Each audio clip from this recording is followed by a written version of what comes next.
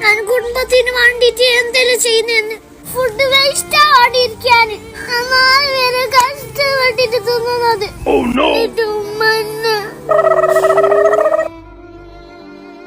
സ്കൂളിൽ പോയെങ്കിൽ ഉപ്പാക്ക് പഠിപ്പിക്കുന്ന പൈസ ബസ്സിന്റെ